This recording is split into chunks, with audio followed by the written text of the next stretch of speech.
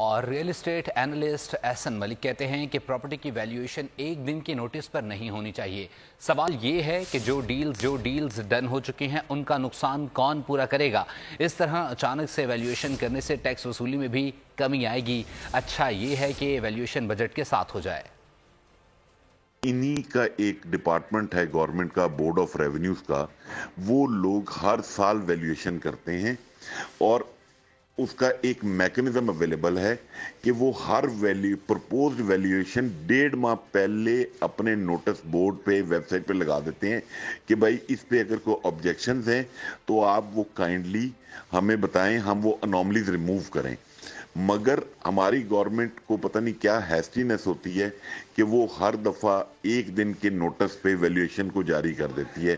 اب جیسے آج 30 تاریخ ہے اور انہوں نے 1 تاریخ سے اس کی اپلیکیبلٹی رکھ دی ہے. اب جن لوگوں کی ٹرانزیکشن ہوئی ہیں آلریڈی، اب جو بیچاروں کے پاس پیسے کم ہیں، اب ان کی ٹرانسفر کاسٹ جو بڑھ گئی ہے اس کا ذمہ دار کون ہے؟ جو ڈیلز بریک ہوں گی اس کا ذمہ دار کون ہے؟ جو گورنمنٹ کا ریونیو کم ہوگا اس کا ذمہ دار کون ہوگا؟ آلریڈی پنجاب گورنمنٹ کا ریونیو کو 25 سے 30% due to heavy taxation of federal government ان کا ریونیو ڈراپ ہوا ہے. بہرحال میری سمجھ اس کا نیگیٹو امپیکٹ آئے گا.